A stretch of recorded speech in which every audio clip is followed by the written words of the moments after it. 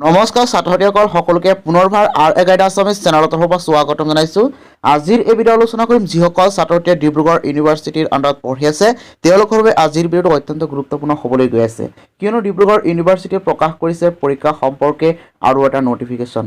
তাকে তোমালোকক চমুকৈ জনাম আৰু তোমালোকে ভিডিঅটো স্কিপ নকৰাকৈ শেষলৈকে চাই থাকিবা।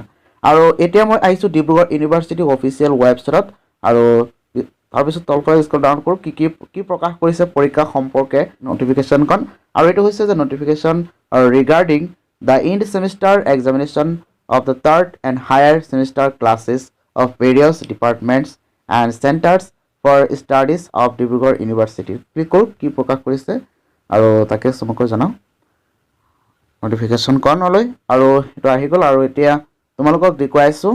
আৰু এই নটিফিকেশ্যনখন প্ৰকাশ কৰিছে 5 তাৰিখ 3 মাহ 2021 আজি প্ৰকাশ কৰিছে এই নটিফিকেশ্যনখন। আৰু এই নটিফিকেশ্যনখন জেনুৱানলি হয় আৰু ইয়াত ছিগনেচাৰ আছে doctor BC Bora, joint registrar academic Dibrugarh ইউনিভাৰ্চিটিৰ পৰা।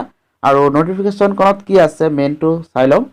It is hereby notified for all concerned that in view of the ensuing assembly election of Assam, the end semester examinations of the third and higher semester classes of the various university departments and centers for studies are scheduled to be held during 9th-13th April 2021 simultaneously with the end semester examination of the first semester classes. ছাত্ৰছাত্ৰীসকল in ছেমিষ্টাৰৰ exam আৰু higher ছেমিষ্টাৰৰ ক্লাছেছবিলাক পৰীক্ষা আছে সেইবিলাক পৰীক্ষা মানে 19ৰ পৰা 30 এপ্ৰিলৰ ভিতৰত অৰ্থাৎ পৰীক্ষা বা অনুষ্ঠিত হ'ব বুলি এইটো কৈছিলে। তাৰপিছত কৈছে আৰু ফাৰ্ষ্ট ছেমিষ্টাৰৰ যিবিলাক পৰীক্ষা আছে সেইবিলাক পৰীক্ষা হ'ব মানে ইন ছেমিষ্টাৰৰ লগতে। আৰু তাৰপিছত কৈছে the above is issues the under report to the academic planning committee and academic council Dibrugarh university giving immediately effect.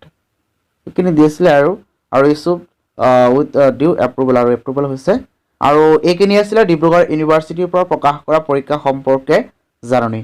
আৰু ধন্যবাদ আৰু ইমানখিনি জনোৱাৰ বাবে আৰু যদি কিবা আহে তেতিয়াহ'লে তোমালোকক জনাম পৰৱৰ্তী ভিডিঅ'টোৰ জৰিয়তে।